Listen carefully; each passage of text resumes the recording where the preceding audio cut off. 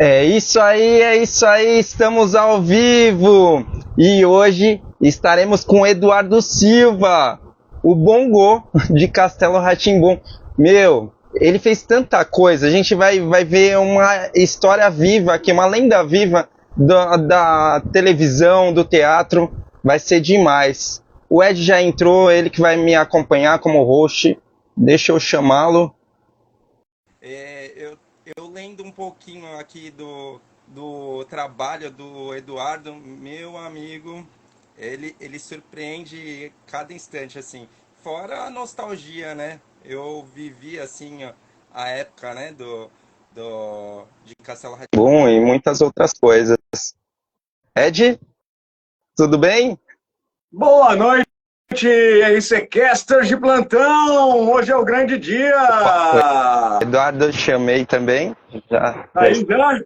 já tá vindo. Maravilha! Enquanto ele não chega, nós queremos convidar você.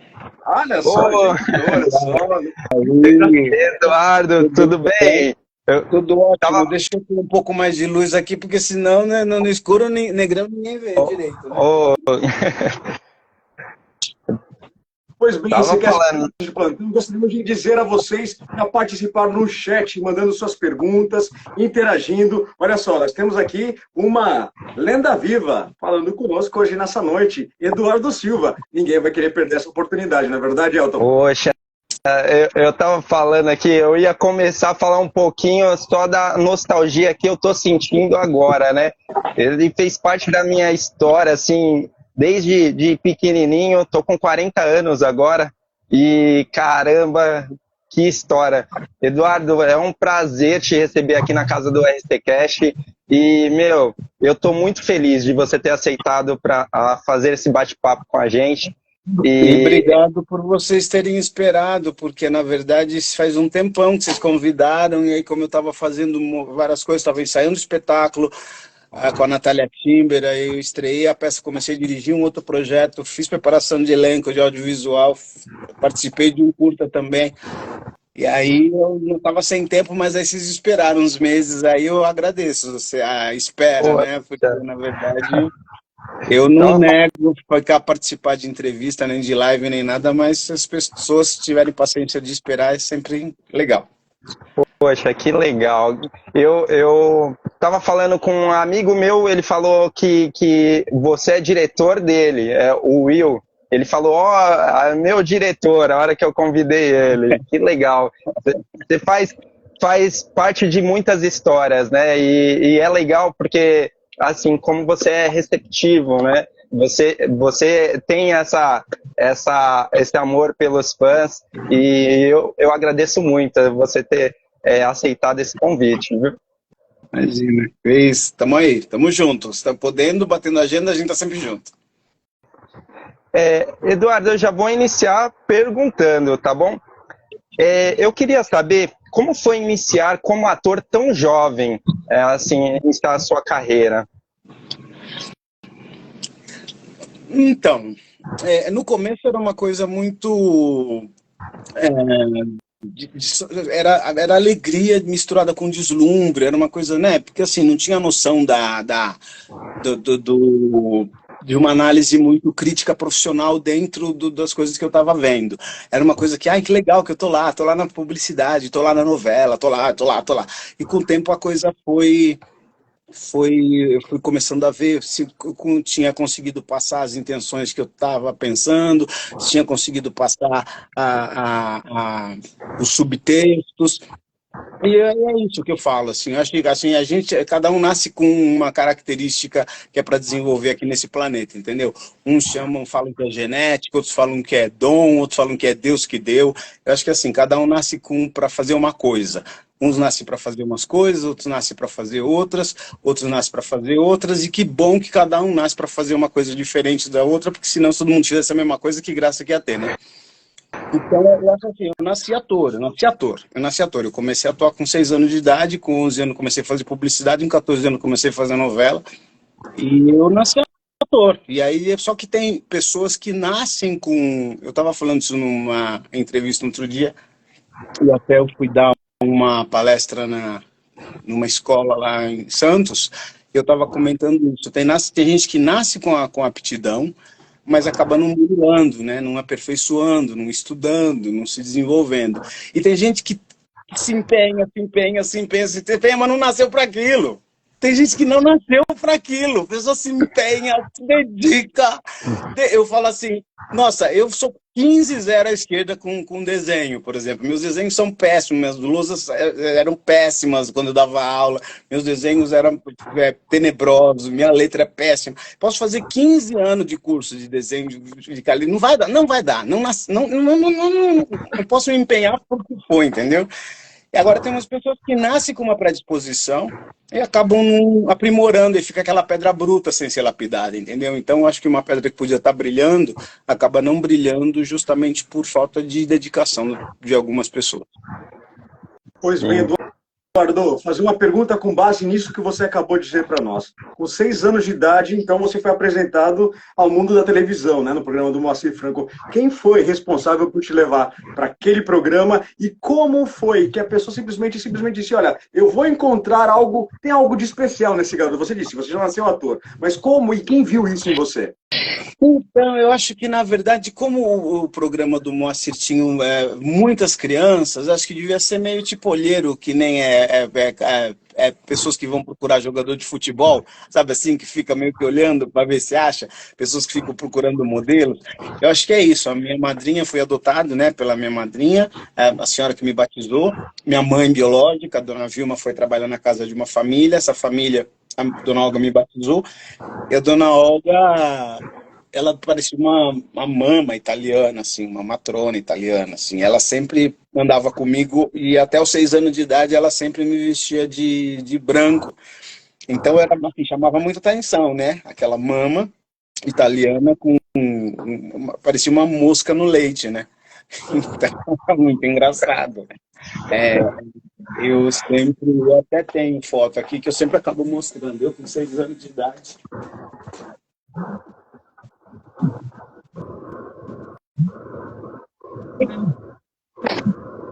Eu aqui, ó. Olha só. Direto do Twitter, Eduardo. Com 6 anos até os 6 anos só me vestia de branco, então na verdade chamava muita atenção. Aí o pessoal da produção do Moacir Franco viu, perguntou se ela deixava eu participar do programa, aí eu fiquei todo, né, alegre, e na escola, no externato, sempre eu ia cantar nas festas, eu sempre, né, tinha uma coisa de estar meio que em destaque. Aí eu fiz esse programa, eram muitas crianças, mas o Moacir sempre me chamava para falar comigo como se fosse uma entrevista, me colocar para cantar, então sempre tinha um destaque, assim, sabe? Então é mais ou menos que nem o Raul Gil fazia com aquela menina, que ela era pequenininha, agora ela está fazendo muita série, como é que ela chama? Maísa, lembra que quando ela apareceu foi no Raul Gil, que o Raul Gil sempre fazia umas entrevistas com ela, e ela super descontraída, falando, e para cantar e não sei o quê. Era mais ou menos uma coisa assim, que o Moacir já fazia comigo nos anos 70.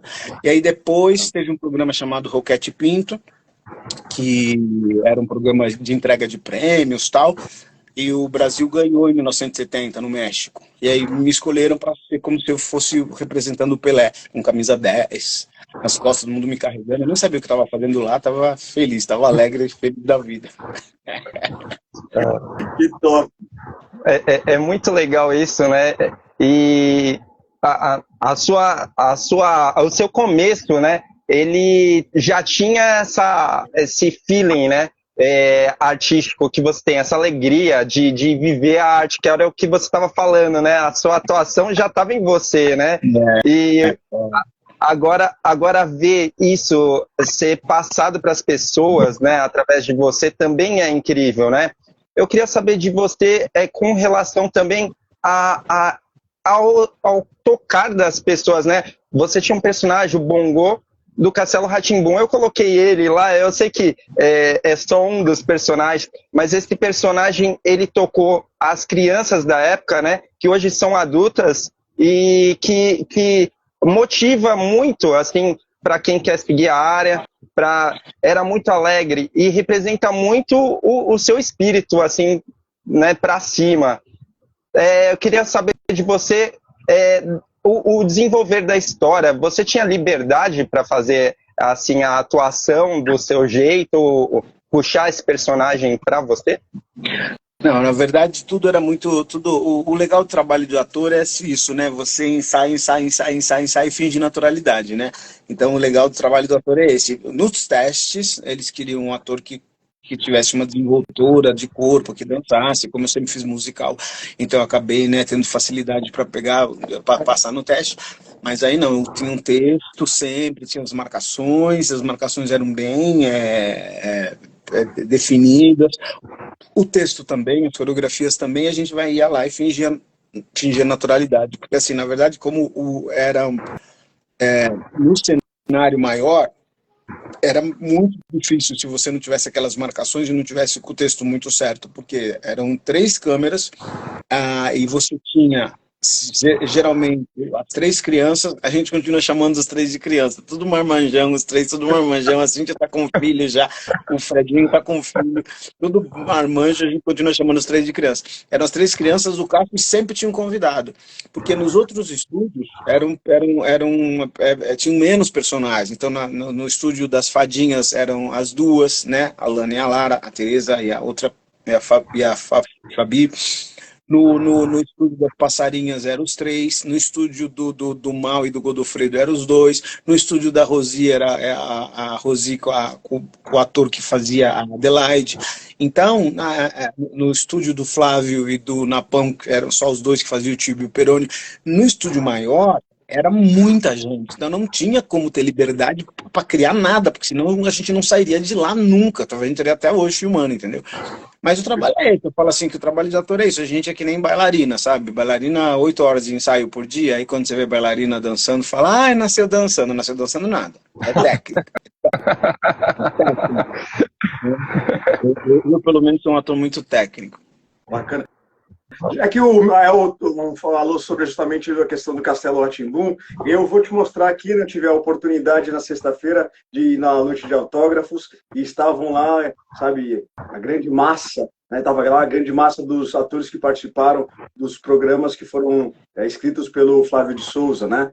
O Rá-Tim-Bum, Castelo Rá-Tim-Bum, Ilha Rá-Tim-Bum. Sentimos a sua falta lá, poxa, tinha tanta gente, achei que tu estaria lá também. E aqui tem uma foto tua, né? Você, Cíntia Raquel e o Álvaro Peterson, somente na capa. Né? O Vitolo me convidou várias vezes, mas aí eu não consegui. Eu mandei mensagem para ele, pedi desculpas. O Flávio de Souza mandou mensagem para mim dizendo que sentiu minha falta também. Mas esse final de ano tá muito complicado, é muita coisa que tá acontecendo. Né? E aí, assim, como é difícil escolher. Como é difícil escolher, porque assim, a partir do momento que eu escolho estar aqui, eu estou deixando de fazer milhões de outras coisas, né? Então escolher é muito difícil, né? Então se eu escolhi estar aqui agora, por exemplo, a entrevista que eu dei agora às 5 horas da tarde era para ter dado no começo do mês, eu tive que desmarcar, e aí porque se pintou uma coisa de última hora, nossa, escolher é muito difícil. E aí, como esse livro a gente tem um carinho muito grande por ele, porque a entrevista que o Fernando fez, o Vitolo fez, foi uma coisa tão especial, né? Porque fez umas perguntas que geralmente as pessoas não fazem, e ele fez toda aquela pesquisa, não foi só do Castelo, né? Foi de outros programas também, Cocoricó, do Gloob Gloob, do Revistinha, do X-Tudo, e ele estava um tempão nessa batalha, fazendo com que as pessoas... E você conseguir, né, gráfica, conseguir uma ilustração, conseguir um espaço para divulgar. Eu queria muito ter ido, mas eu acabei não conseguindo, e que legal que você foi. Você disse que tinha bastante gente lá, né? Tinha bastante muita gente. Foi um momento muito especial, sabe, Eduardo? Ali a gente teve a oportunidade de ouvir, né, o próprio Vitolo falando com o Flávio de Souza sobre a confecção do livro, né? Sim. Realmente como aquilo foi, sabe, bem feito, ao ponto de todo mundo estar lá presente para aplaudir aquele trabalho, né, que registra, nada mais nada menos, a história da TV Cultura e a infância de muita gente, né, da qual você faz parte, como o Elton falou. Parabéns, viu? E muito obrigado já por ter, como você disse, né, em relação às escolhas, obrigado por ter escolhido ficar conosco durante essa live. A gente sabe que é complicado, é uma agenda puxada, final de ano nós sabemos que é mais complicado ainda, então desde já muito obrigado pela tua paciência e pela tua colaboração de estar aqui com a gente para contar um pouco da tua história. Tem muita coisa, a gente sabe que está começando. Tamo junto. Tem umas pessoas aí que eu tô vendo, Gabi Andrade, maravilhosa, Gabi Moreno, Faustinho Franco, morrendo de saudade do Faustinho, querido. Super ator, já dirigiu o Faustinho, tô com outro projeto aí para dirigir também. Carol, que já sempre tá aí acompanhando, também é atriz. Um monte de gente, né? Aí, que legal. O Will, né? O Will é esse Will. O Will é energia pura. A gente já trabalhou juntos, né, em eventos. E é bem legal, ele tem uma explosão, é muito legal. Eu dirigi uma radionovela com ele, foi bem legal também, nosso super ator, foi muito bom ter dirigido, Will, assim, uma radionovela bem interessante, bem interessante. Eduardo, como que é equilibrar a atuação no teatro infantil e depois no teatro adulto, né? Para você, assim, porque você, como você falou, você é muito verdadeiro. É só técnica ou tem algo a mais nisso? Eu acho que é a seriedade. Você tem que trabalhar com criança, quando eu dirijo ou quando eu atuo, você tem que fazer com seriedade. Porque se você finge que você está fazendo, a criança se desliga. A criança, ela vai embora. Ela vai embora. Você tem que fazer de verdade. Não tem como você ficar enganando. Porque assim, o adulto, se você... Aliás, é muito mais difícil você fazer teatro infantil, infantil juvenil, porque assim, adulto, se ele não está gostando da peça, ele fica lá. No final ele aplaude e vai embora. A criança, o que ela está assistindo, se ela não está gostando, na hora ela desliga e começa a bater papo com o pai, com o amiguinho, sai pelo teatro. Então, assim, é uma coisa assim, você tem que ser o mais verdadeiro e ainda bem que os projetos de teatro infantil, infantil juvenil estão ficando cada vez mais sérios e cada vez mais... Antigamente tinha um termo que era péssimo, quando as pessoas falavam assim, que não gostavam de uma peça adulta, falava assim, parecia teatro infantil, sabe? Parece teatro infantil, depreciando. Né? É pejorativo, né? Então isso não tem mais. Então a gente tem umas produções muito legais, mas a gente vem trazendo isso desde lá dos anos 80, a Lisete Negreiros principalmente, com a Petige, ela sempre teve um trabalho muito sério em relação... Nos anos 80 a gente ficava às vezes só com a boca de cena para fazer nossas peças, sabe? Então o palco inteiro ficava com o adulto, não podia desmontar o cenário do adulto, a gente ficava só com a beiradinha de cena para fazer. E a gente sempre teve essa batalha, e agora, aliás, agora está tendo uma mostra de teatro infantil negro no Centro Cultural São Paulo, intitulada Lisete Negreiros, em homenagem a ela, querida, que já não está mais com a gente, que desencarnou aí há 2 anos. E uma peça que eu estou dirigindo, que fala sobre ancestralidade africana, vai estar nessa mostra agora, dias 9, 10, 11 e 12 de janeiro. Na mostra de teatro infantil negro da Lisete Negreiros no Centro Cultural São Paulo, lá no Metrô Vergueiro. E é isso, é uma coisa que estamos aí já há muitos anos fazendo com que seja respeitado, porque né, não dá para você menosprezar a capacidade da criança, como não dá para você na tua educação, na educação dos teus filhos, dos teus sobrinhos, dos teus netos, você fingir que explica. Você querer fugir das coisas que as crianças perguntam, não dá mais para ficar assim. Então, da mesma forma que os pais têm que ter uma educação respeitosa, a escola tem que ter uma educação respeitosa, o teatro tem que ter levar um trabalho respeitoso para a criança também. Porque se você não respeita a criança, ela não te respeita. Se você não respeita teu filho, ele não te respeita. Se você não respeita teu aluno, ele não te respeita. Eduardo, aproveitando esse gancho, falando justamente sobre essa questão da em primeira infância, né, justamente das crianças, né? Me diz uma coisa, como foi para você, aos 11 anos de idade, fazer comerciais? Você não fez pequenos comerciais, fez coisas grandes, né? E continua fazendo, né? Eu tenho aqui anotado, né? Pão de Açúcar, Casas Pernambucanas, Goodyear, Tubos Tigre, McDonald's, Souvenir, entre tantos outros. Como é que foi? Você, ainda falando justamente a questão do como é ser profissional com tão tenra idade, né? Então você, lembrando dos 6 anos, quando tu começou a tua carreira, aos 11, fazendo justamente comerciais. Tu tem noção do que era isso para você naquela idade? Então, não tinha noção, né? Na verdade, nossa, quando passava uma publicidade era uma alegria sem fim, né? Mas e, e mas é muito louco, né? Porque assim, na época, a gente não tinha uma discussão de negritude que nós temos hoje, então as publicidades, a maior parte delas era assim, eu estava em destaque, mas sempre mostrando o negro como o serviçal. Então, na Goodyear eu era o frentista, no McDonald's eu era o chapeiro, na merenda escolar eu fazia o menino lá, o menino pobre da escola pública, que sempre tinha esse viés, que isso aconteceu dos anos 80 até, sei lá, final dos anos 90, começo dos anos 2000, os últimos 15, 20 anos que essa batalha para não mostrar o negro sempre de forma preconceituosa, estereotipada, mudou. Mas era uma coisa muito, muito maravilhosa, era uma coisa mágica. Eu estava na televisão e todo mundo, eu ficava feliz, mas é isso. Depois, com o tempo, foi mudando a minha visão, a minha forma de estar enxergando as coisas e a preocupação de estar mostrando um trabalho de qualidade dentro independente do deslumbre ou de qualquer outra coisa, que isso que é o mais importante, né? Perfeito. Aliás, eu vi agora há pouco o vídeo que você fez, falando das minhas coisas, o vídeo falando da peça do filme, da série, da preparação de elenco, e com as partes todas que foi colocada, eu adorei, falei, nossa, fui até mostrar para uma atriz que divide o apartamento aqui comigo, falei, olha o que ele fez, nunca ninguém tinha feito isso, que legal, vídeo! E mostrou partes de eu fazendo preparação da peça que a Lu ganhou o prêmio, né, que a gente divide apartamento juntos. Adorei essa apresentação aí que você fez de mim, falando de mim, das coisas todas. Eu curti muito, muito, muito, muito. Parabéns, gostei muito. Nunca vi ninguém que fez live comigo ter essa abordagem, essa edição de tantas coisas para chamada, né? Muito legal, gostei bastante. Parabéns.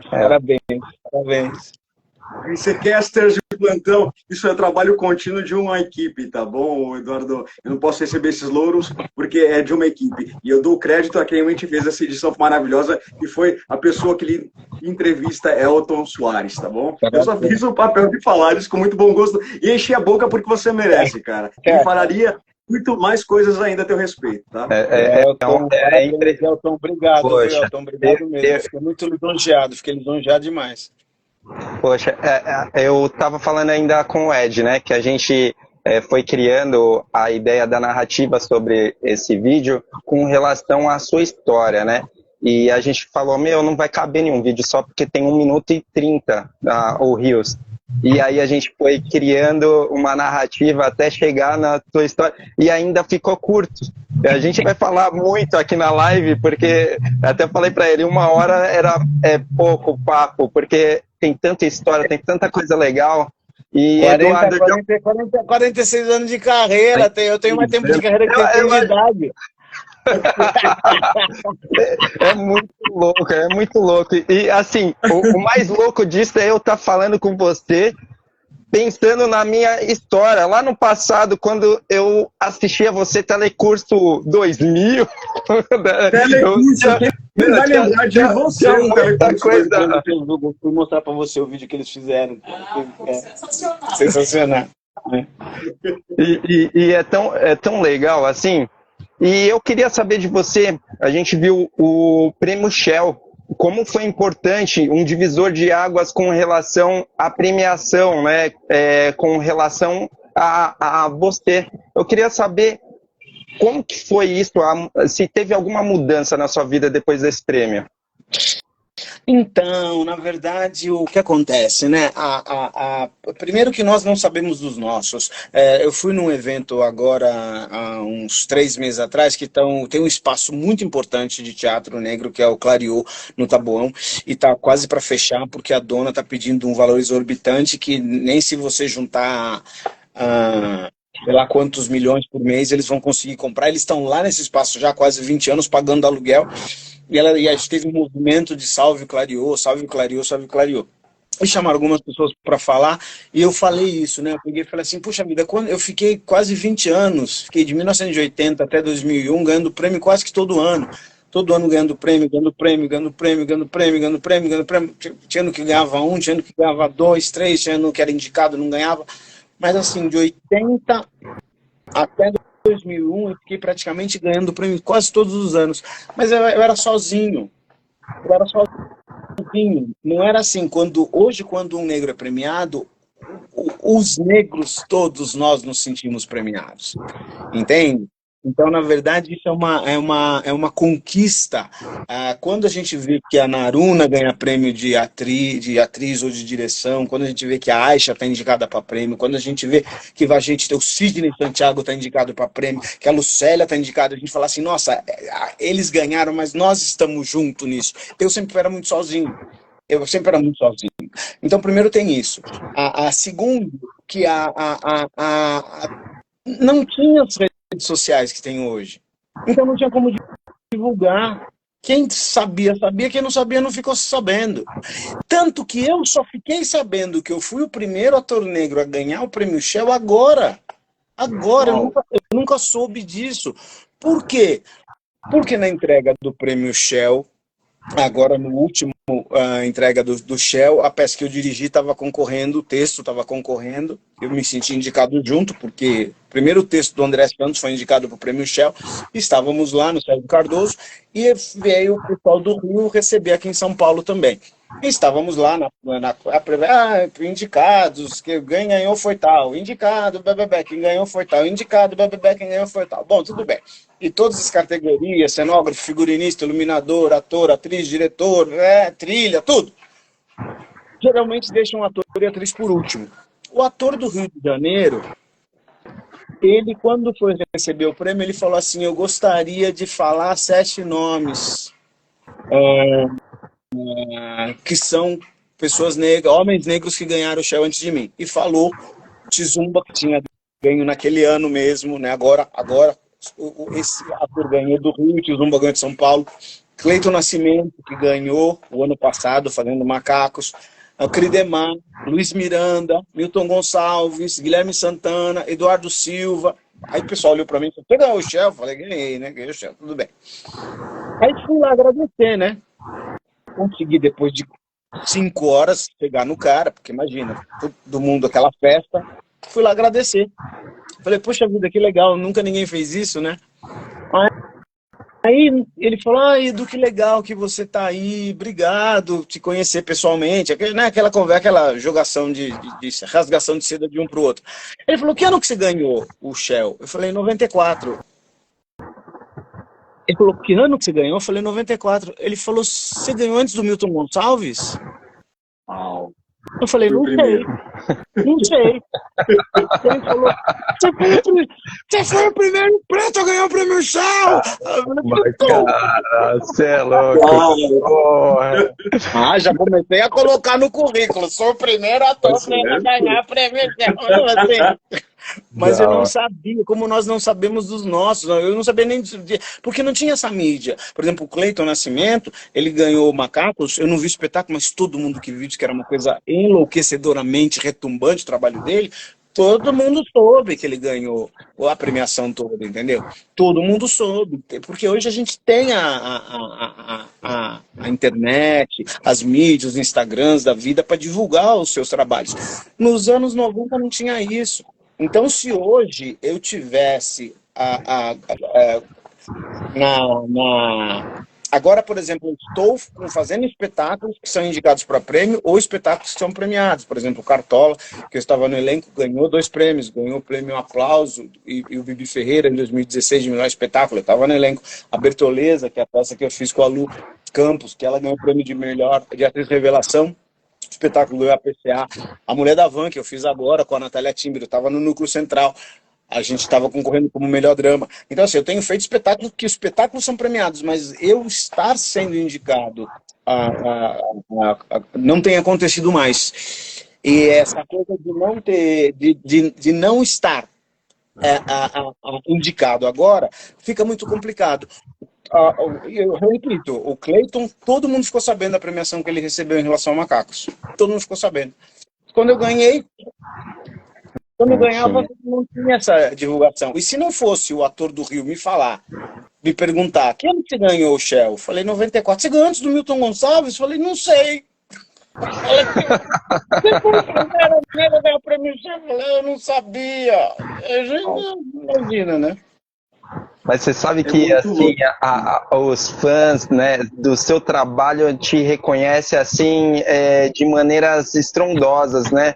Quando a gente anunciou, assim, as pessoas começaram a me chamar no Zap, falar, não acredito, nossa, e marcou a minha época, marcou não sei o que lá, e ia falando coisas.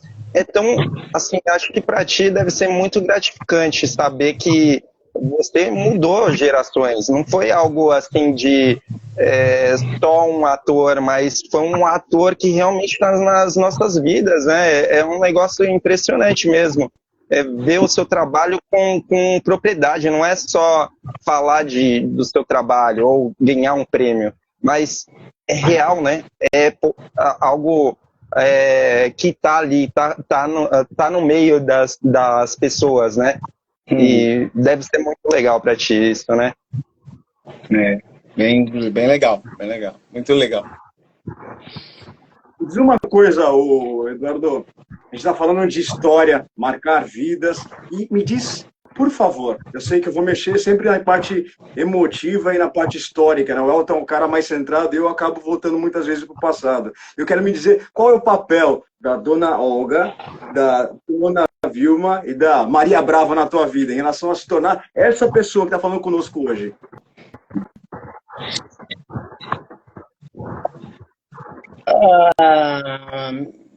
Minha mãe, ela biológica, primeiro que ela permitiu que eu estivesse aqui nesse planeta. Porque, na verdade, imagina, hoje a gente tem o início da vida sexual com 13, 14 anos, né? Mas nos anos 60, uma menina de 15 anos grávida é uma coisa que é bem complicada. E aí, ela podia ter, e mãe solo, né? Que a gente não pode falar mais mãe solteira, né? Mãe solo. Ela podia ter resolvido que ela não ia me ter, né? Uma menina, uma criança, sozinha, sem um parceiro. Então ela resolveu me bancar, né? E aí, com dificuldade, sem estudo, tal, ela trabalhava como doméstica, tal, em casos de famílias ricas, ela trabalhava como cozinheira de forno e fogão, tal, não sei o quê. E aí, quando minha madrinha, a dona Olga encontrou com ela, ela falou que estava precisando trabalhar. Minha madrinha foi falar com a dona Maria, que é a mãe dela, mãe da dona Olga, dona Maria. Aí ela falou, não quero empregada com criança, não quero empregada com criança, não quero empregada com criança, não quero.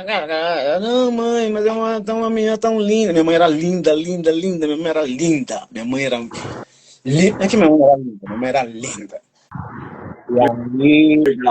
E aí de tanto que minha madrinha insistiu, dona Olga insistiu, dona Maria aceitou que a dona Vilma fosse lá com o bebezinho. Chegou lá na casa e tinha 2 meses. 2 meses, gorducho de fazer furinho na mão, e aí dona Maria ficou encantada pelo bebezinho. E aí aceitaram que a dona Vilma trabalhasse lá na casa delas. Só que aí imagina, né? Uma mulher linda de 16 anos pegava folga no fim de semana, e aí tinha quem cuidasse de mim. nem eu voltaria para casa, né? E quando voltava, quando acabava a folga dela, era briga, briga, briga, briga, briga, briga, briga, briga, briga. E aí quando ela ia, voltava, me deixava quando eu tinha 2 anos de idade, ela me levou para ficar com ela, quase que minha madrinha e minha avó morrem do coração. Uau. Ela ficou comigo alguns meses, mas aí depois ela não conseguiu ficar, que é complicado até. Hoje você criar um filho sozinho, sem um parceiro, sem um companheiro, é difícil, né? Imagina nos anos 70. E aí, nos anos 60. E aí ela acabou me deixando lá, fiquei com contato com ela direto, mas aí a dona Olga, que foi toda a parte de criação mesmo que me deu, foi a minha madrinha. Foi a minha madrinha, que era uma coisa de rédea curta, uma coisa de retidão, educação, coerência, essa coisa que eu tenho de que palavra vale mais papel assinado, sabe assim, eu sou muito falou, tá falado. Não tem essa história de falou uma coisa e depois desfala. Porque se você fala, pensa antes de falar. Pensa. Porque tem gente que fala assim, eu não falei sem pensar. Então, saco, né? Então, essa coisa de que a palavra fere, né? A palavra fere. Muito. Então, e não tem como voltar mais, né? Então, acho que tem que pensar, e aí, assim, o compromisso é compromisso, né? E aí, essa coisa eu tenho muito com a minha madrinha. Minha madrinha tinha muito isso, essa coisa de me trazer sempre na rédea curta. E uma coisa que foi muito bom foi não ter deixado o sucesso subir na minha cabeça. Porque tem muita criança que começa a ficar famosa e aí depois a fama é uma coisa que não é constante na vida da gente. Né? A fama é uma coisa... A vida da gente é um tobogã. Às vezes está lá em cima, às vezes está lá embaixo. Às vezes você fica lá embaixo um tempão. Às vezes você fica um pouquinho lá em cima. Agora, imagina para uma criança, para quem é adulto, já é difícil não saber lidar com essa oscilação de estar nas luzes e não estar. Imagina para uma criança, né? Então, assim, sempre que eu pintava vou fazer uma novela, que legal, tudo bem, isso não dá vida para ninguém, vamos para feira. Eu falo, ai, meu Deus do céu. Vou fazer um filme com Cacá Diegues, o Quilombo, você sucessor do Zumbi, que legal, isso não dá vida para ninguém, vamos para feira, vamos lá, lava a louça, lustra a panela, quero ver brilhando a panela. Aí, eu ganhei prêmio de ator revelação. No teatro, que legal, limpa a casa direito, tem pó ali, tem pó. Então, assim, ela sempre jogou minha bola muito para baixo, sabe? Sempre. Isso foi bom, porque nunca deixou subir, ficar metidinho, sabe? Metidinho. Imagina, né? Tem muitas. A gente fica vendo, às vezes, entrevistas de pessoas que foram sucesso quando era criança ou quando era adolescente, e depois o sucesso sumiu, as pessoas vão para a estratosfera, né? Eduardo, me conta como funciona a função do preparador de elenco. Então, tem vários tipos de preparador, né? O meu jeito é assim, eu peguei um pouco de cada coisa que eu gostei de vários diretores diferentes, né? A gente não fazia teatro, né? A gente não ia levantar um espetáculo se não tivesse com um trabalho que a gente chama de trabalho de mesa. Trabalho de mesa é uma coisa que era necessária, assim, porque marcar é fácil. Marcar, né? Você fala nessa fala, você vem para cá, você entra por ali, nessa fala você senta, né? Você dá essa fala levantando, aí você anda, para e fala, você fala e sai depois. Marcar é fácil. Agora, o trabalho de mesa é que quando a gente entende o psicológico do personagem e as formas de estar dando aquele texto. Porque a mesma frase pode ser dada de 100 formas diferentes, né? Então, o que eu faço é isso, né? Antes de pegar no texto, eu ajudo a construir o psicológico do personagem, com igualdade e diferenças, porque ninguém é igual a ninguém, né? Então, como é que eu vou fazer uma persona que não tem nada a ver comigo, mas ao mesmo tempo deve ter algumas coisas parecidas comigo? Então, eu procuro fazer essa coisa de igualdade e diferença. A igualdade faz com que eu me aproxime da personagem, a diferença faz com que eu me afaste, mas aí quando eu faço as diferenças, geralmente a gente critica a personagem, porque você pega uma personagem que fala pensa e age diferente de você, ela tá errada, né? Teoricamente, quem pensa, age e fala diferente de mim tá errado. Eu tô sempre certo. Eu sou o centro da razão. Geralmente as pessoas são assim, né? Eu sou o centro da razão. O mundo tá errado, né? Então a gente por mais que eu não concorde com o que a personagem, com o que a personagem seja, eu tenho que entender o que leva ela para ser daquele jeito, para eu poder fazer com plenitude, né? E aí,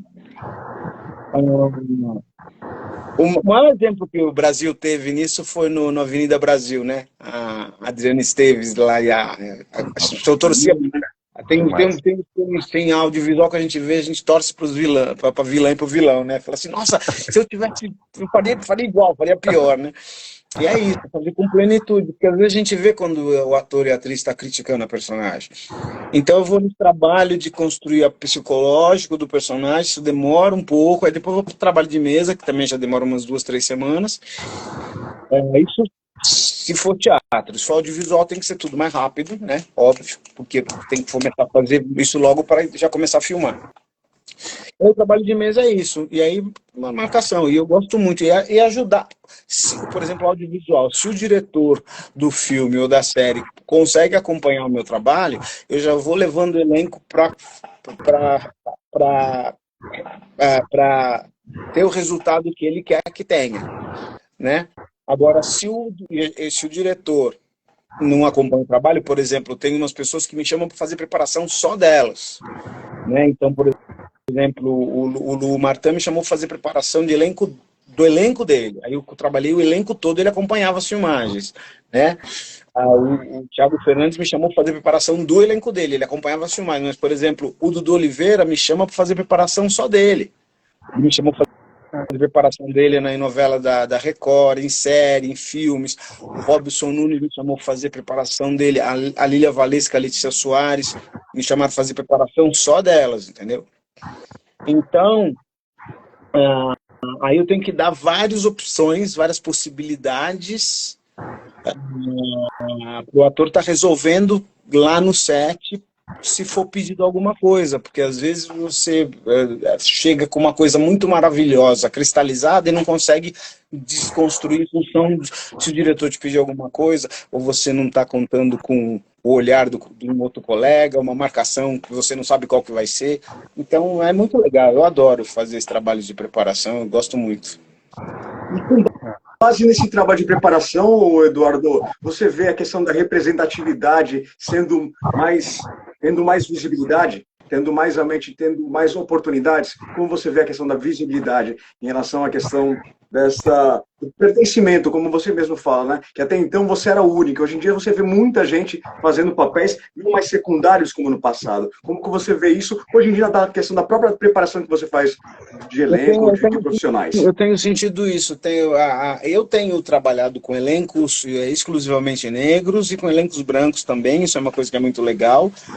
Mas eu sinto que tem atores e atrizes negros que dão preferência para preparador negro, como sabem que eu faço esse tipo de trabalho de preparação, eles acabam me chamando. Isso é uma coisa bem interessante também, porque geralmente a gente vê, nós estamos na frente da tela, né? Mas por trás, por exemplo, eu fiz um filme que foi o Barraco de Família, que o produtor lá, o dono da produtora, o Marcelo e o Maurício, eles quiseram que em cada área de criação tivesse uma pessoa negra, né? Isso é uma coisa que é muito legal, porque geralmente a gente vê nós estamos na frente das telas atuando, entendeu? E quem está por trás é só o pessoal da pesada, que a gente chama, o pessoal que fica puxando caixa, carregando ferro, carregando tripé, mas na parte de criação não tem. E já aconteceu de eu pegar sets que a equipe inteira era equipe preta, equipe inteira. Uau. No caso do Pai da Rita era assim, no caso do a Casa da Avó, que era uma série com a Margarete Menezes, que eu faço 2 episódios só, faço irmão dela. Era Margareth Menezes, que ela era a protagonista. Foi 2021, sei lá, 2022. Então, na verdade, às vezes você vê um set inteiro só de pessoas pretas. Você fala assim, nossa, que legal, né? Você tem vários tipos de profissionais em todas as áreas fazendo trabalho de forma competente. Isso é uma forma de acabar. Mas é assim, em relação a elenco, eu acho que enquanto não tiver lei, vai ter muitos produtores, muitos preparadores de elenco que não vão estar preocupados em ficar chamando uma porcentagem maior de atores e atrizes pretos. Acho que tem que ter lei, como é nos Estados Unidos. Eu tenho um monte de crítica em relação aos Estados Unidos, mas eu acho que tem que ter lei, porque, na verdade, o que acontece? Eu sempre falo isso. Quando eu comecei, a gente tinha um ou outro negro sempre fazendo personagem preconceituoso, né? Eu era escravo, eu era bandido e tal. Aliás, todo mundo que tenha, tipo, o Castelo, esse ano está fazendo 30 anos, né? Então, o grosso que assistiu o Castelo é quem hoje está entre 34, 36, 37 anos. O maior bloco de pessoas. Quem tem menos de 34 assistiu também, quem tem mais de 36 assistiu também. Mas o grosso é quem tem 34, 36 anos. E todo mundo fala, você fez parte da minha infância, você fez parte da minha infância, isso é maravilhoso. Mas quando vem pessoas negras com essa idade, fala assim, você para mim era uma referência porque você não era bandido nem escravo no meio dos anos 90.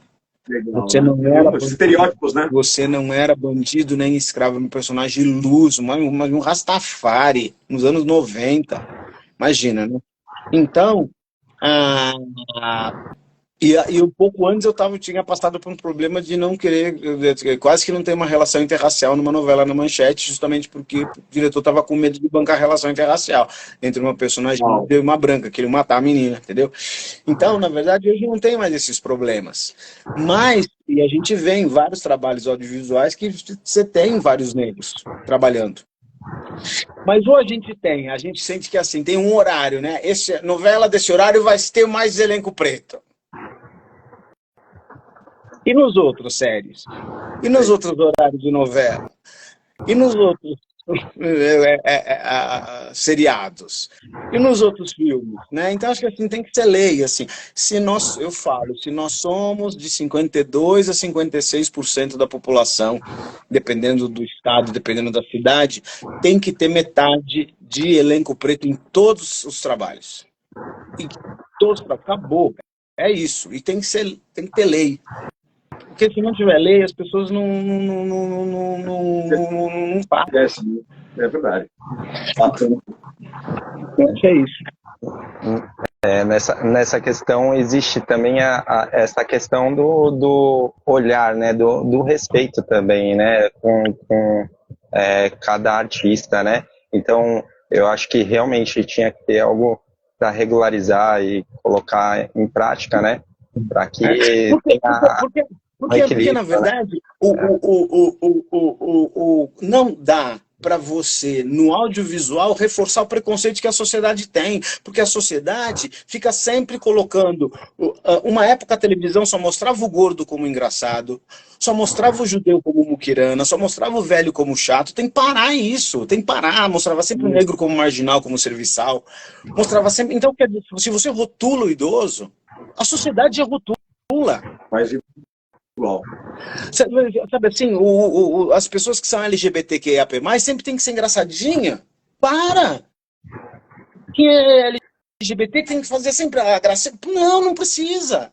Sabe assim, tem que mostrar que tem idosos de todos os tipos, LGBTAP+, de todos os tipos, negro de todos os tipos. E aí você para de rotular. E que a função nossa enquanto artista é essa. Agora, se a gente fica reforçando o preconceito que a sociedade tem, a gente nunca vai mudar essa estrutura racista, homofóbica, machista que a sociedade tem, entendeu? A gente fala assim, mas a sociedade é racista, machista, homofóbica. Porque a gente... O que a gente faz para mudar isso? Nada. Não tem nada. É verdade. Essa é uma questão... Eduardo, pode falar. quando você fala em relação à questão justamente de uma lei que seja criada, para que realmente essa representatividade realmente exista, você conhece alguma coisa que está em tramitação a respeito disso? Não, mas cota em faculdade, o pessoal já quer acabar, não quer que tenha. Pior. Cota em faculdade, o pessoal já reclama. Que dirá de 40% a 50% em audiovisual? Isso estudo, que é básico, uma coisa que nós ficamos 400 anos sem ter. Nós fomos trazidos para cá forçosamente, entendeu? Ficamos trabalhando 400 anos, não saímos com uma mão na frente e outra atrás. Por uso capião, se você usa uma terra, se você produz numa terra por 20, 30 anos, a terra passa a ser sua por lei. Nós ficamos 400 anos trabalhando e saímos com uma mão na frente e outra atrás, entendeu? Sem estudo, não deram estudo pra gente. Nos Estados Unidos deram estudo, quando teve a abolição. Não deram saúde pra gente, nos Estados Unidos deram. Não deram terra pra gente, nos Estados Unidos deram. Por isso que nos Estados Unidos tem preto rico, no Brasil não tem preto rico. Sim. Entendeu? Aí quando você fala cota na faculdade... Não tem igualdade, né? Não tem como. Mas é uma questão... É muito louco isso. Eu falo até por mim, né? Eu sou PCD, né? E tem essa questão também, né? Você vai pedir um lugar, já olha torto, daí você tem que mostrar uma carteirinha para provar que você né? Até o cara do cordãozinho tem que mostrar que é a carteira. É uma questão de meu, se você pode ceder as coisas, pede as coisas, faz. E respeito, né? É respeito. Respeito com todos, né? É uma questão. Bem. É muito. Ah, você é PCD? Só. Ah, se eu soubesse, eu não estava dando entrevista. Tá vendo? o preto com preconceito com o PCD, né? Só falta outro ser viado agora, tá vendo? Poxa. Mas é uma questão muito, muito louca isso, né? Porque assim, a gente fala o Brasil, mas realmente o Brasil tem muito a mudar mesmo. A gente precisa mesmo ter essa consciência para tudo, porque tem muito que mexer aí nas leis para que a gente tenha realmente algo melhor aí no futuro, né? Não, e é isso. E na verdade a gente tem nas empresas, né? Tem que ficar explicando para as pessoas que a pessoa que não anda pode ficar fazendo serviço de telemarketing. Tem que ficar explicando coisas óbvias, sabe? É questão de... Mas é isso, é lei, tem que ter lei. Se não tiver lei, tem que ter tantos por cento... Tem lei que no Congresso tem que ter tantos por cento de mulher, tantos por cento de preto. Tem lei. Tem que ter lei em todas as empresas. Tem que ter lei. Porque senão... É só assim que funciona, né? Só assim funciona. É isso. E com base nisso, Eduardo, eu vou te fazer uma pergunta. Já que a gente está falando em relação à questão dos estudos. Quando tu foi fazer biologia na USP, como é que foi isso para você? Sofreu alguma coisa lá dentro? Porque a gente fala muitas vezes sobre a questão de minorias, das cotas e tudo mais, em relação à aceitação. Como foi isso para você? E depois trabalhar durante quase 20 anos dando aula em cursinhos, né? Eu sempre fui praticamente o único negro da sala, né? Mas isso também no colégio estadual que eu estudava, sabe? Era muito complicado isso. Geralmente eu sempre fui o único negro na escola, o único negro pouquíssimo. Eu tive um elenco que eu tinha 2 pessoas negras, tirando os negros do Jean Genet, que eu fiz em 89. Os negros, um puto elenco negro maravilhoso, tem o Acaiabe, o Gésio, o Norton, falecido Norton, Pompeu, Pompeia, Lisete Negreiros, o Gésio Amadeu, a Dirce Tomás, a Cida Moreno, que eu estava falando com ela hoje, sabe assim, um elenco negro gigante, geralmente era o único negro dos elencos, o único negro da sala de aula, o único negro, né? Então, isso sempre foi uma coisa meio bem complicada. Mas na faculdade eu nunca senti nada de preconceito, não, eu nunca senti. Pelo contrário, eu chegava com meu Fusquinha que tinha 10 anos de velho, Em 85 eu comprei um Fusquinha 75, eu chegava com o meu Fusquinha me sentindo, porque todo mundo tinha carrão, mas era a família que tinha dado. Não era ele que tinha comprado, entendeu? Eu tinha comprado o meu. Né? Eu tinha comprado o meu. E aí quem me conheceu depois, nos papos, né, nas conversas depois, durante o ano, durante o semestre, as pessoas falavam assim, Edu, antes de te conhecer eu te achava metido, achava que você era todo fresco. Eles achavam que eu tinha preconceito em relação a eles, entendeu? Mas é porque, na verdade, é isso. Às vezes, quando você... A Thais Araújo, ela fala uma coisa muito interessante. Eu vi uma palestra dela falando assim, o branco está acostumado a ver o negro olhar para ele assim, de cabeça baixada. Quando você olha para o branco no mesmo nível, ele acha que você está afrontando. Ele acha que você está afrontando. E você não está afrontando, você está olhando de igual para igual. Isso. Mas o branco está acostumado que a gente esteja sempre olhando assim, entendeu? De forma subserviente.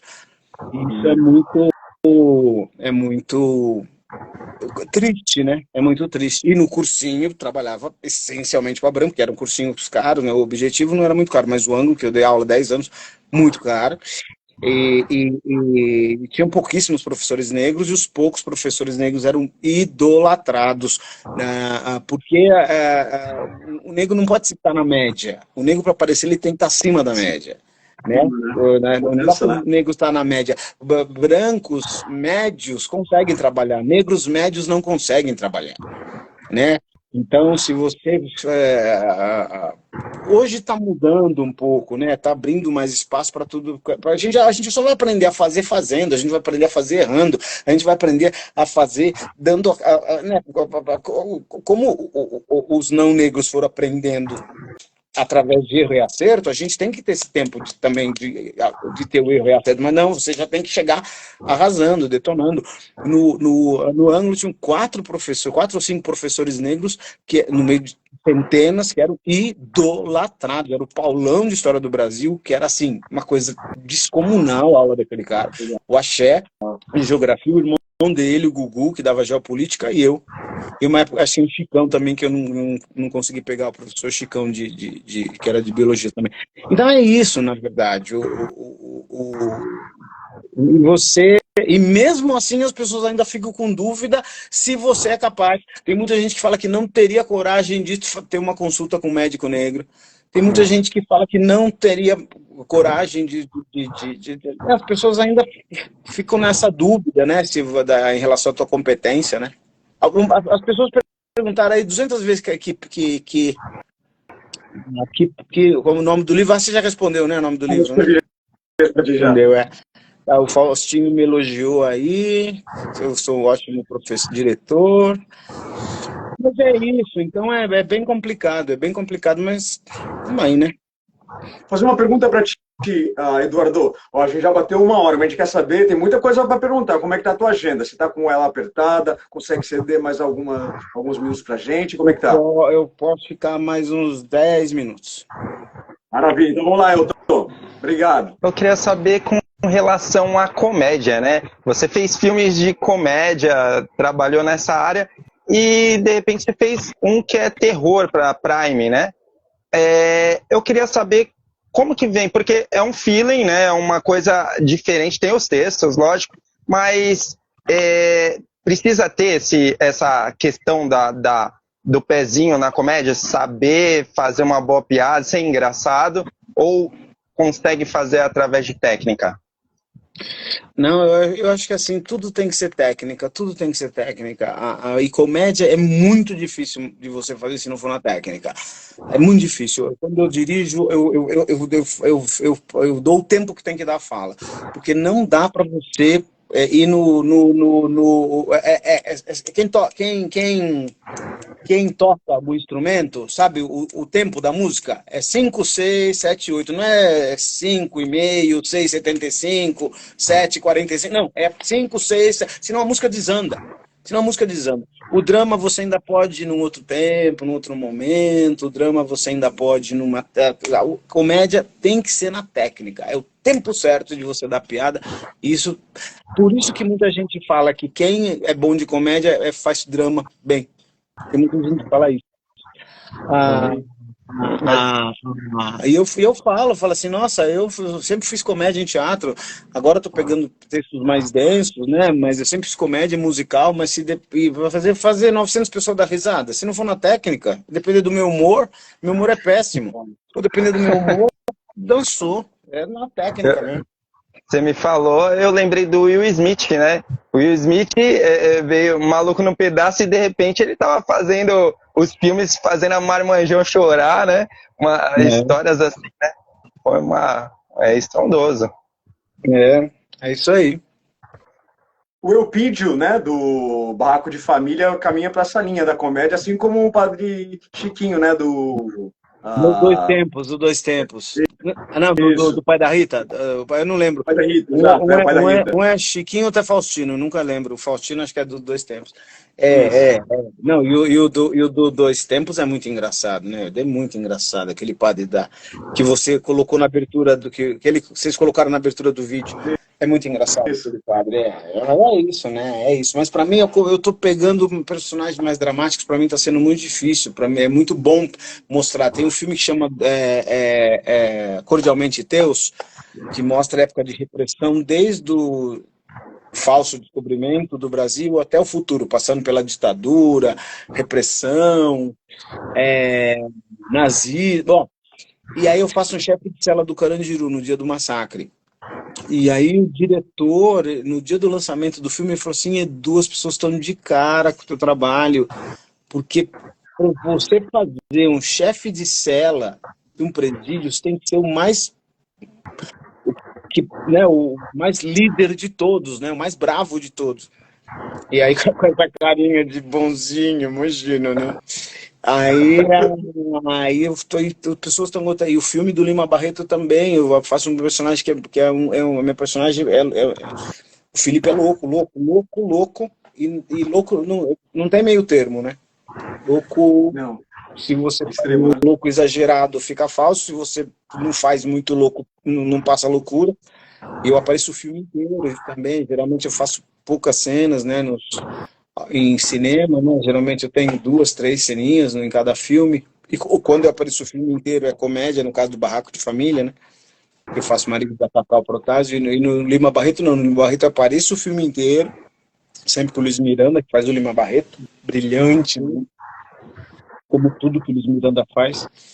E aliás, no sábado passado fui ver uma peça aqui no Bexiga, no Sesc 14 Bis, o Torto Arado, que é uma peça, tem um monte de gente no elenco, ele estava aí.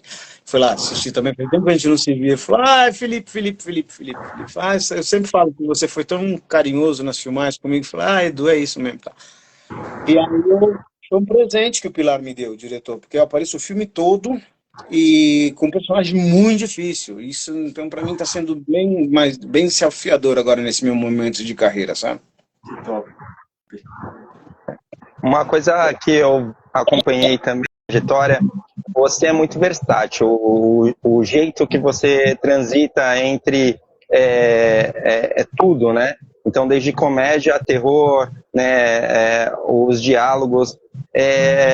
Para você, como que funciona esses estudos, né? Você vai fazer laboratório em alguns lugares, quando você vai fazer filmes, séries, você faz esse laboratório?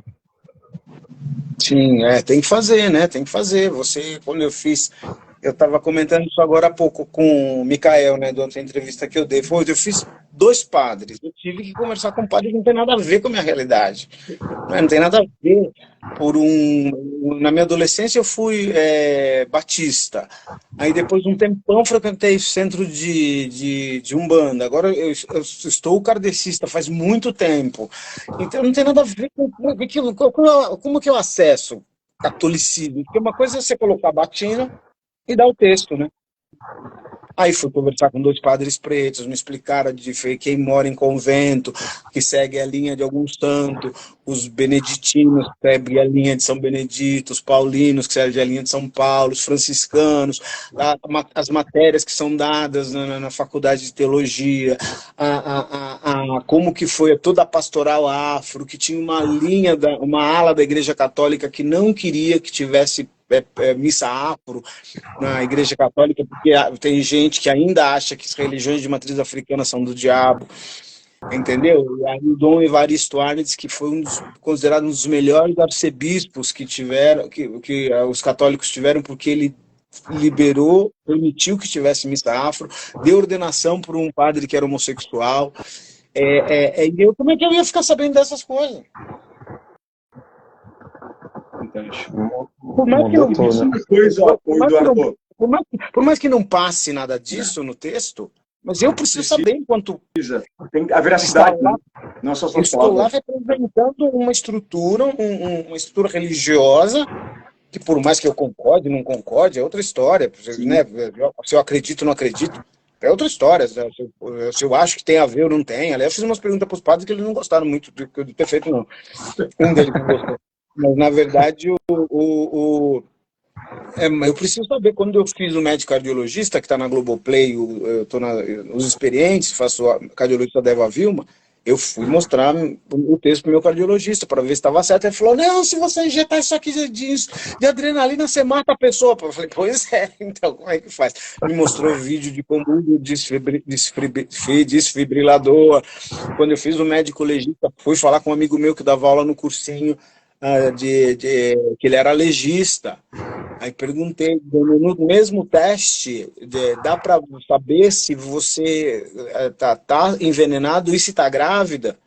Porque eu acho que dá para fazer, tem que ser testes diferentes. Ele falou, não, Edu, dá. Ele era tão bom legista que ele sabia se o cadáver estava queimado e com fratura de osso, ele sabia o que tinha acontecido primeiro. Se tinha quebrado o osso primeiro e depois pegou fogo, o osso pegou fogo e depois quebrou. De tão bom que ele era de legista. Tem que conversar com esses caras. Como é que eu vou fazer um legista sem saber? Não tem como, né? Não passa, né? Não tem como. É muito louco isso, né? Ser ator é isso, é uma vivência, né? Conseguir sentir o que o outro sente ali na raiz, né?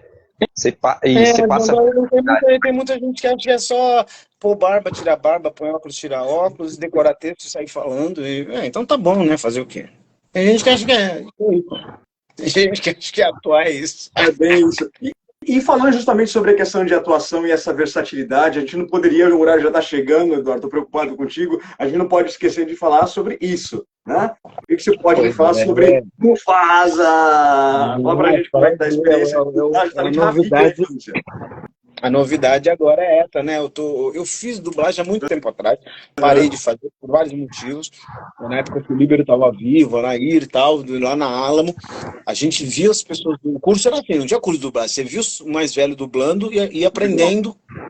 Nossa, eles viam? Bom. Aí eu parei de fazer e agora eu fui dar uma entrevista uma vez que o André tinha me convidado, o Fábio Azevedo estava lá, que eu não vi o Fábio, nossa, há muitos anos, que a gente fez novela juntos. Falei, Edu, tudo bem? Tô dirigindo dublagem. Você tem dublado? Falei, não tenho. Vou começar a te chamar. E começou a me chamar para fazer vozerio aqui, vozerio ali, umas falinhas curtas aqui, umas falinhas curtas ali. Faz 1 ano e meio que ele tá me chamando e eu já fiz uns 3, 4 testes. Não passei nos testes. Um dos diretores falou assim, Edu, mais cedo ou mais tarde você vai passar. Porque, às vezes, não é a voz que a pessoa tá esperando. E você é bom ator. Porque se o ator é ruim, a gente não tem o que fazer com o ator. Entendeu? Mas você é bom ator, então... mais cedo ou mais tarde vai passar. Quando pintou o Mufasa, eles me chamaram para fazer teste pro Rafiki jovem e pro Rafiki velho. O Fábio Azevedo achou que eu fosse passar no teste pro Rafiki velho. Mas aí os gringos resolveram que eu fizesse o Rafiki jovem e chamaram o Bucaça para fazer o Rafiki velho, maravilhoso. E teve teste foi de texto e de música também. Aí eu passei nos dois, passei no texto de música, e agora, dia 19, já tá aí nas telas. Tava vendo isso aí. Meu, vai ser demais isso aí, hein? Você só chega a ver a sua parte, ou no caso o estúdio fica ali e você vai vendo o decorrer do processo? A gente chega, dubla todas as cenas que a gente tá e vai embora, porque senão... A música, por exemplo, eu fui lá e gravei minha voz, na música inteira. As outras vozes eu não tinha ouvido. Aí, na refação, teve que refazer uma nota só. Estava dentro do acorde, mas era uma nota diferente. Fui lá, refiz. Aí eu aproveitei para ouvir as outras vozes que já estavam gravadas. No dia que eu fui, não estava, que a minha voz era a voz base. Caramba. Nossa, eu achei tão incrível. Quando a gente pegou os takezinhos, né, do vídeo, eu falei, olha que legal. Meu, você faz parte, é o que eu falei, você faz parte da nossa história em tudo, porque você está trazendo todo esse conteúdo. Eu sou nerd da antiga, e Disney ainda faz parte, mas assim eu vejo essa questão final aí desse filme, e caramba, que legal, cara, que legal, que trabalho legal. Eu com certeza vou assistir. Eduardo, eu sei que já chegou o nosso horário, a gente não pode realmente deixar você ir sem fazer as suas considerações finais e deixar já aberto, já que com certeza o Elton vai fazer um novo convite para você, e aí você diz, a gente vai aceitar novamente para bater papo conosco, para fazer a parte 2 dessa conversa. Mas, desde já, muitíssimo obrigado por atender o nosso convite. Poxa, foi uma pequena homenagem que a gente fez para você em relação a tanto que você merece, cara. Você é fantástico, sua história fala por você mesmo. Muito obrigado. Viu?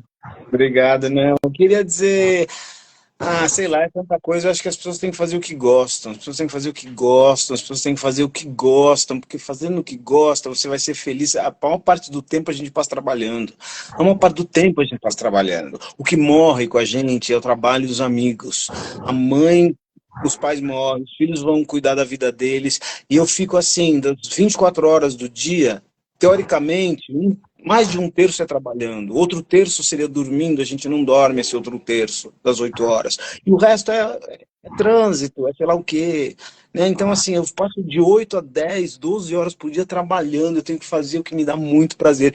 E só se eu falo isso nas minhas palestras, só se eu estiver muito feliz com o que eu faço, que eu vou me preocupar um pouco com o outro, que precisa de um monte de coisa. Na aula, no último dia de aula de biologia, eu falava assim, a célula, quem controla a atividade celular é o núcleo, onde tem os cromossomos e os genes. Só que na sociedade, quem está no núcleo é você que come todo dia. É você que ganha mais de 2 salários mínimos. Só que na célula, o núcleo cuida de uma proteína que está lá na periferia, porque se ele não cuidar dessa proteína periférica, a sociedade celular inteira dança. Se você não se preocupar com quem está na periferia, a sociedade inteira dança, porque a periferia não tem voz. Os alunos ficavam tudo assim.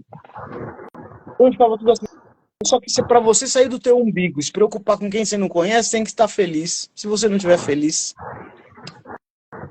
Fato. Verdade. Lindas palavras.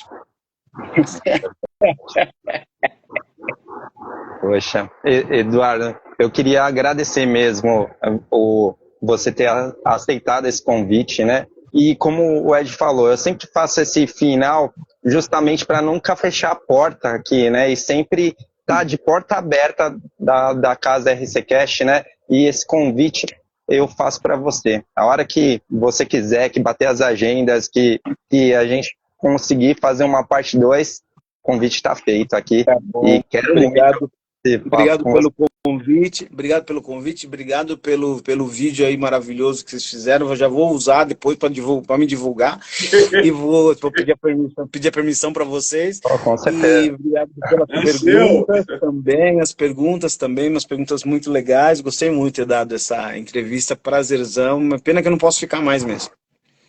Muito obrigado. Obrigado, pessoal que acompanhou. Essa live vai ficar salva, tá? Quem quiser acessar depois, pode acessar. E tá aí.